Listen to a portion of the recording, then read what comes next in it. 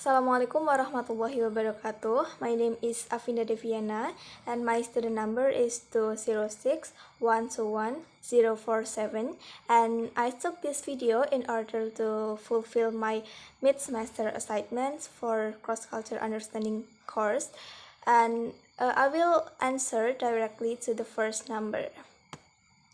Americans tend to convey their entire message verbally and expect it to be to the point. In carrying out a conversation, they pay close attention to eye contact and gestures. Eye contact should be maintained directly to show warmth, openness, honesty, and approachability, and they use gestures such as nodding, smiling, or showing some kind of sign that they are listening during a conversation. Usually, the conversation begins with a greeting like, "Hello, what's going on?" or "How are you?" And when ending a conversation, it is necessary to have a closing greeting such as "Goodbye" or "See you later." And Americans try not to be offended by interruption where have a conversation. The first is Westerners or Americans will be surprised to see Indonesians used to asking personal things to new people because for them privacy is everything. In American culture, teach that everyone has their own needs and preference, so the other people also respect this by not stepping into other people's private spheres even with their families.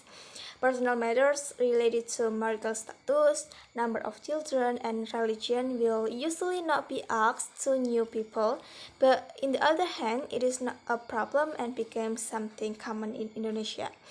The second is Americans and most of Westerners are shocked and confused when they hear the sound of azan. Because as we know that Indonesia is the largest Muslim country in the world, while in America Islam is a minority religion and there are very few things that smell like Islam. So that the sound of azan are very common in Indonesia and Americans will feel strange about it. And the third is Americans are amazed by the hospitality of Indonesian. Indonesians are very friendly with people they just met, especially with foreigners. So I think Americans will confuse because they rarely found in their countries. On the other hand, Indonesians also have culture shock when they come to Americans. The first is hugging culture. Because in Americans, when they meet friends, relatives, or anyone they consider close friends, the first thing that they do is usually hug, a culture that rarely experienced in Indonesia because given the religious rules. And the second one is punctuality, because time awareness in America is very high and has become a generalization. Even for trivial things, they rarely value punctuality, and this is still rarely felt in Indonesia, I think. American parents affirm the duties and responsibilities at home, and children are taught to work together from an early age. There is no room for pampering children. The second is appreciate children as individuals who are different from parents. This is something that feels expensive because it is different from parents in Indonesia who often want to direct their children in a successful direction, but the mindset of success will depend on the views of the community. In America, it is applied that no matter how big the difference between children, siblings, or even parents, they support each other and try to understand. The next is American families consider that being independent is a mandatory output because most American parents target their children to be out of the house before marriage because they need to become someone independent, become an independent person. The first is power distance. Indonesia scores high on power distance as evidenced by its characteristics of dependency of hierarchy, and this also applies in the world of education. On the other hand, in America, regardless of power distance between teacher and student, superior and employee, neither look down each other nor look up to each other, they still consider as equal outside of their respective responsibilities. On the other hand, America values individualism and Indonesians prefer to be family oriented.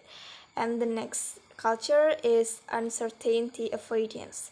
For example, in Japanese culture, about the separation of the internal self from the external self. When someone is upset, Indonesians usually don't show negative emotions or anger externally.